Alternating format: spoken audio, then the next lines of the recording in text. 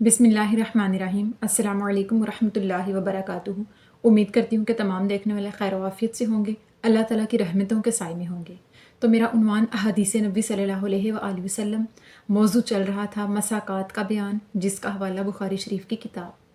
تو آج کی حدیث ہے کہ صحابی حضرت ابو ہریرہ رضی اللہ تعالیٰ عنہ بیان کرتے ہیں کہ رسول اللہ صلی اللہ علیہ وآلہ وسلم نے ارشاد فرمایا، گھوڑا ایک شخص کے لیے باعث ثواب ہے، دوسرے کے لیے بچاؤ ہے اور تیسرے کے لیے وبال ہے۔ اور فرمایا کہ پہلا شخص وہ ہے جو اس کو اللہ کی راہ میں جہاد اور جنگ لڑنے کے لیے پالے اور اس کو کسی ہریالے میدان یا باغ میں باندھے، اور اس میں سے وہ گھوڑا جتنے بھی گھاس کو چرے گا ان تمام کا ثواب اس کے مالک کو پہنچے گا، اور اگر وہ کسی ندی سے پانی پینے کے لیے جائے تو اس کے مالک نے اسے پانی پلانے کا ارادہ نہ بھی کیا ہو تو بھی اس کا یہ پانی پینا بھی اس کے مالک کے لیے نیکیوں کا باعث بنتا ہے۔ اسی طرح اگر اس گھوڑے کی رسی ٹوٹ گئی اور وہ اچھلا کودا تو یہ بھی اس کے مالک کے لیے اجر و ثواب کا باعث بنے گا، اور اس گھوڑے کی غلاظت تک اور اس کا چلنا پھرنا کچھ بھی کرنا اس کے مالک کے لیے اجر و ثواب کا باعث بنے گا۔ اور دوسرا وہ شخص کہ جو اپنے کام کے لیے دوسروں کے آگے دستے سوال کرنے سے بچنے کے لیے گھوڑے کو پالے، اور اگر اس کو اس گھوڑے کی پیٹھ اور گردن اللہ کے حق کے لیے فراموش نہ کرنی پڑے تو بھی وہ اس حق کو ادا کرے تو وہ گھوڑا اس کے لیے بچاؤ ہے۔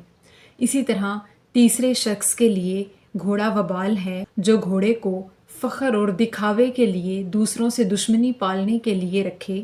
تو اس کے لیے یہ گھوڑا وبال ہے۔ پھر آقا علیہ الصلوۃ والسلام سے گدھوں کے بارے میں سوال کیا گیا تو آقا علیہ الصلوۃ والسلام نے فرمایا کہ مجھ پر اس بارے میں کوئی بھی وحی نازل نہیں کی گئی سوائے اس آیت کے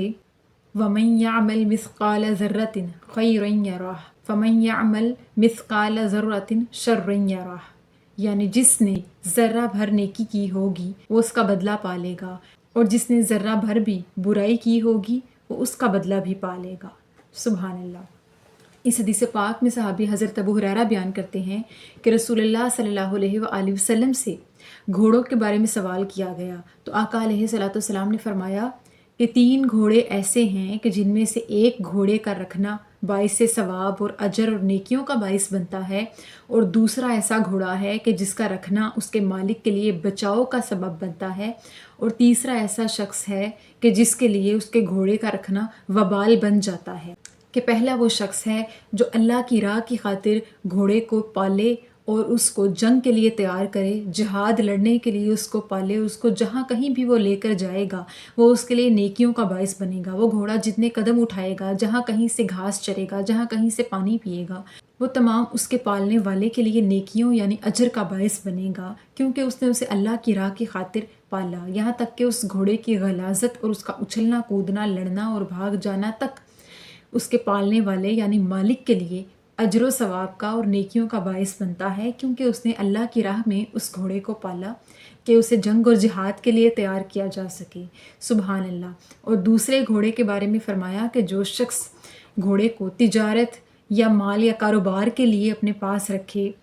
اور اسے اگر اللہ کی راہ میں جہاد کے لیے اسے اسی گھوڑے کو استعمال کرنا پڑے، اللہ کے حق کو ادا کرنے کے لیے اس کو اپنا کاروبار والا گھوڑا استعمال کرنا پڑے تو وہ اس سے بھی انکار نہ کرے، تو ایسا گھوڑا اس کے لیے بچاؤ ہے، یعنی ایسا گھوڑا اس کے لیے گناہوں سے بچنے کا ذریعہ بن جاتا ہے، اور اللہ کے ہاں اس کے لیے بھی اجر و ثواب کا باعث بن جاتا ہے کہ اس نے اپنے کام کے لیے گھوڑے کو رکھا، اور اگر اللہ کی راہ میں جہاد کے لیے اسے استعمال کرنا پڑا تو بھی اس نے اسے دے دیا، تو ایسا گھوڑا ایسے شخص کے لیے بچاؤ ہے۔ اسی طرح تیسرے گھوڑے کے بارے میں فرمایا کہ وہ شخص کہ جو گھوڑے کو فخر اور دکھاوے کے لیے اور لڑنے کے لیے، دوسروں سے دشمنیاں پالنے کے لیے، اپنے آپ پر غرور و تکبر کرتے ہوئے لوگوں کو دکھانے کے لیے پالے، تو ایسے شخص کا گھوڑا اس کے لیے وبال ہے یعنی مصیبت ہے، جس سے وہ کسی بھی وقت مصیبت کا سامنا کر سکتا ہے۔ یعنی ایسے جانور کو رکھنے میں برکت نہیں جو کسی کو دکھاوے کے لیے، لڑنے کے لیے یا دشمنیاں پالنے کے لیے رکھے۔ خاص طور پہ گھوڑے کی بات کی گئی۔ کسی صحابی نے آقا علیہ الصلوۃ والسلام سے پوچھا کہ یا رسول اللہ صلی اللہ علیہ وآلہ وسلم، گدھوں کے بارے میں آپ کا کیا خیال ہے؟ تو آقا علیہ الصلوۃ والسلام نے فرمایا کہ مجھے گدھوں کے بارے میں کوئی بھی وحی نازل نہیں کی گئی۔ تو آقا علیہ الصلوۃ والسلام نے قرآن مجید کی اس وقت جو آیت ان پر وحی کی گئی وہ پڑھ کر سنا دی کہ وَمَن يَعْمَلْ مِثْقَالَ ذَرَّةٍ خَيْرًا يَرَهُ، کہ جس نے ذرہ بھر بھی نیکی کی ہوگی وہ اس کا اجر پا لے گا، وہ اس کا بدلہ دیکھ لے گا۔ فَمَن يَعْمَلْ مِثْقَالَ ذَرَّةٍ شَرًّا يَرَهُ، اور جس نے ذرہ برابر بھی برائی کی ہوگی وہ اس کا بدلہ بھی پا لے گا۔ یعنی جس نے تھوڑی سی نیکی کی اللہ پاک اس کا بھی حساب رکھتا ہے، اور جس نے ذرہ برابر برائی کی اللہ اس کا بھی حساب رکھتے ہوئے اس کا بدلہ اسے دے گا۔